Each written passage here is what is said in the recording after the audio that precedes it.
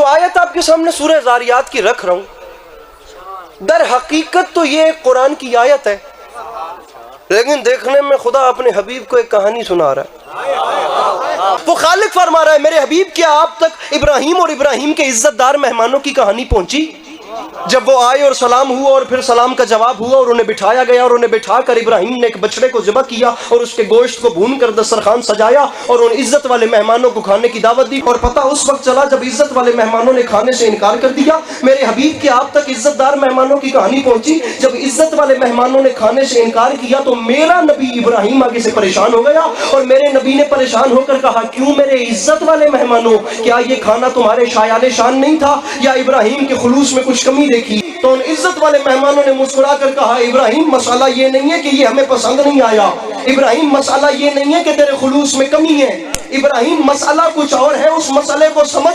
इब्राहिम बात ये है कि हम तेरा ये खाना खा नहीं सकते क्योंकि हम फरिश्ते हैं, हमें भूख नहीं लगती, हम फरिश्ते हैं, हमें भूख नहीं लगती। शिया सुन्नी मुफस्सरीन ने लिखा, जिब्राइल जैसा फरिश्ता इब्राहिम जैसे बड़े नबी से कह रहा था, इब्राहिम मुझे पहचान, मैं फरिश्ता हूं, मैं बंदा नहीं। कुछ समझ में आया?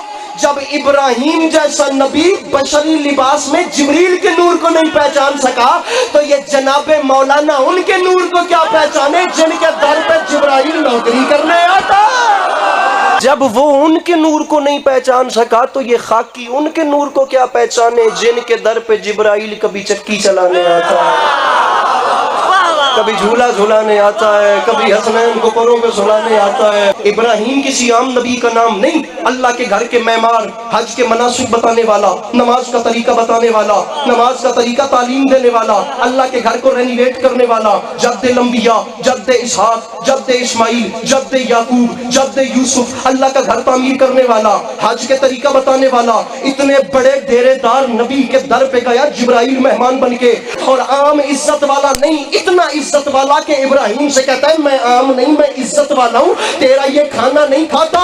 जिब्राइल वहां इज्जतदार बन के पका पकाया खाना ठुकरा कर चला।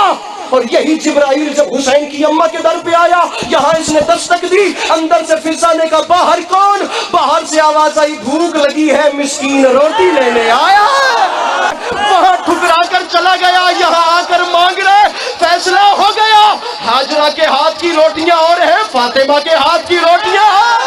इमाम हुसैन अलैहिस्सलाम की वालिदा ने मन्नत मानी, मन्नत पूरी हुई तो रोजे रखे। अहले सुन्नत बिरादरान के उलमा लिख रहे हैं कि मन्नत पूरी हुई तो रोजा रखा और पहले दिन इफ्तार के वक्त अभी खाना शुरू नहीं किया कि दक्कुल बाब हुई तो मौला अली ने फरमाया, बहन फिजा पता कीजिए दर पे कौन आया। या अली बादशाह दरवाजे से आवाज आ रही है, मिस्कीन आ गए। फरमाया हम 5 रोटी फिर कभी खाएंगे, हमारा खाना मिस्कीन को दें। दूसरे दिन फिर आ गए, कल मिस्कीन थे आज यतीम आ गए। फिर तीसरे दिन आज असीर आ गए। पूरी 3 शामों तक रसूल अकरम की बेटी की चौखट से रोटियां मांगने वाले मदीने के भिखारी नहीं बल्कि जन्नत के फरिश्ते थे जो मांग मांग के बताते थे हुसैन की अम्मा से मांगना बिद्दत नहीं होती।